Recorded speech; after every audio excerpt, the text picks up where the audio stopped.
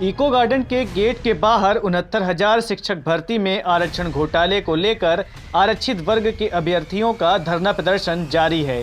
अभ्यर्थियों ने योगी सरकार को चेतावनी देते हुए कहा कि अगर हमारी मांगे नहीं मानी गईं तो 2022 में सरकार को बदल देंगे। उन्होंने यह भी बताया कि परसों विधानसभा का घेराव किया था कि सरकार के कानों में जूरेंगे, परंतु हम लोगों को कूड़े की तरह फेंक दिया गया। कहीं हम लोगों की सुनवाई नहीं हो रही। मोदी सरकार ने पिछड़ा वर्ग आयोग बनाया है। उनकी रिपोर्ट है कि 69,000 शिक्षक भर्ती में आरक्षण घोटाले हुए हैं, परंतु योगी सरकार व मोदी सरकार संवैधानिक संस्था की भी रिपोर्ट लागू नहीं कर रही है। आरक्षण अभी मिला नहीं है। नए सिरे से जो आरक्षण मिल रहा है उसके लिए वो मतलब कि मरने मारने के तैयार हो जाते हैं। बाकी हम गांधीवादी तरीके से अपने जॉब को लेने के लिए बताइए कि हमारे कटौती किया गया है और किसी को कुछ जागरूकता का नाम नहीं। इसीलिए जागरूकता बहुत जरूरी है। और ये अब जॉब की बात नहीं हो गई है, अब एक सामाजिक लड़ाई है और इसके लिए हम लड़कर रहेंगे। Thank you. जय भारत। सरकार बस 15% के साथ है, ना कि 85%। 85% वाले इनको वोट नहीं दिए हैं। ये हमें गुमराह कर रहे हैं। ये मोदी के आयोग जो बनाए हैं, राष्ट्रीय पिछड़ा वर्ग आयोग, उनको गुमराह कर रहे हैं। अब इन्हें हमारे केंद्र सरकार मोदी जी से मोहब्बत नहीं है, क्योंकि मोदी जी जो हैं हमारे ओबीसी समाज से आते हैं।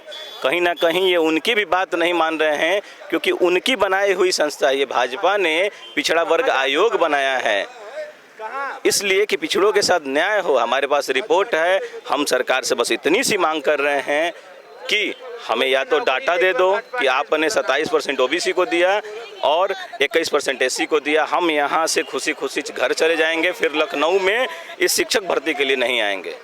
जब हमें मालूम चला कि मेरा हक मारा गया है, इस वजह से हम यहाँ पड़े हुए हैं। ये तो अब हमारे संघर्ष की लड़ाई है। अब आने वाले वक्त में भर्ती आएगी, उसमें क्या करेंगे क्या नहीं करेंगे अभी डिपेंड करता है उनके ऊपर। इसलिए हम आपके माध्यम से ये कहना चाहते हैं कि अब सरकार को बदलना पड़ेगा। वोट हमारा, राज तुम्हारा नहीं चलेगा, किसी भी प्रकार से नहीं चलेगा। नहीं तो हम ये बता देना चाहते हैं कि जज्बे शौक शहादत को क्या कीजिए, जब सर हथेली पर हम ले लिए, अब कत्ल होने से अब हम कहाँ तक डरें, कातिलों के मोहल्ले में घर ले लिए।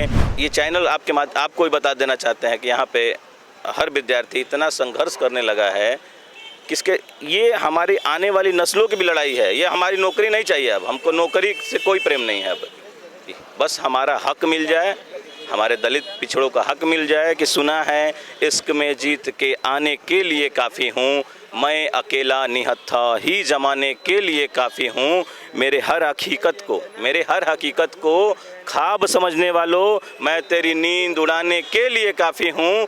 कि एक अखबार हूँ, मेरी औकात ही क्या है, लेकिन इस लखनऊ शहर में आग लगाने के लिए काफ़ी हूँ।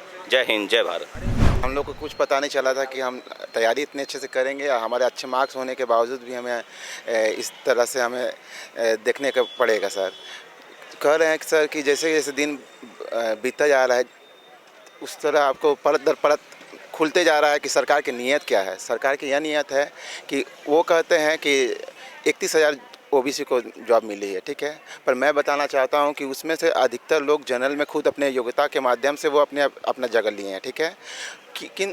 केवल 0.4 ही दोनों मतलब 0.4 का केवल मतलब हम लोग का जनरल का केवल लेवल है सर, ठीक है। तो उसमें केवल 2,500 लगभग 2,500 सीट हमें मिला है, क्योंकि हमारे 18,500 कम से कम सीट होना चाहिए था। लेकिन ये देखें कि कम से कम 31 अब 31,000 वो अपना डाटा दे रहे हैं, ठीक है, और कम से कम 18 से 20,000 हमारा जॉब मतलब अभी हमारा आरक्षण का नुकसान हुआ है। लगभग यदि 51,000 तक यदि भर्ती ओबीसी और आरक्षण वाले के हो जाता तो आप सोचिए कि समीकरण क्या बदल जाता यह कि पूरा के पूरे ओबीसी ही ले जाते हैं और एससी ही ले जाते हैं, और उसके बाद ये पूरी की पूरी पॉलिटिक्स हुई है। अब हमें समझ में आ रहा है, पहले तो समझ में नहीं आता था। इसीलिए ये लोग सब सरकार के बड़े सरकार के मंत्री हैं जिन्होंने इस पर मतलब कि पता है कि ये लोग बाद में एनआईसी को कितना टाइम लगता है। एनआईसी को टाइम लगता है बेसी 1 महीना लगेगा डाटा फीड करने में। लेकिन ये क्या किए हैं कि आपका फिर से ये लोग अपना सबसे ऊँचे पद वाले हुए हैं, उन्होंने फिर से कहा कि नहीं, इस पर भी पॉलिटिक्स ये लोग किए हैं, क्योंकि कोरोना काल का मिसयूज़ किया गया है। और इन्होंने बोला यदि सारा सीट ले जाएंगे ओबीसी और एससी वाले तो और सारे बच्चे हमारे क्या करेंगे। इसीलिए तो हमारे खुद के जो ओबीसी के जो हितैषी मानते हैं वो भी हमारे तरफ से आवाज़ नहीं उठाते हैं कि हमें पॉलिटिक्स में हमें नुकसान हो जाएगा। जी उम्मीद पूरी है कि जो 159 दिन का संघर्ष है, जो ये हमारा आंदोलन है 69,000 शिक्षक भर्ती में हुए आरक्षण घोटाले को लेकर, ये सफलता ज़रूर पाएगा। हाँ, समय कितना लगेगा ये तय नहीं है, क्योंकि जिस तरह सरकार तानाशाही दिखा रही है वो समय ज़्यादा ले सकता है, लेकिन इतना यकीन है सत्य की हमेशा विजय होती है। अगर ये बात सत्य है तो हम जीतेंगे और हमें न्याय मिलेगा। ब्यूरो रिपोर्ट, GMD खबर।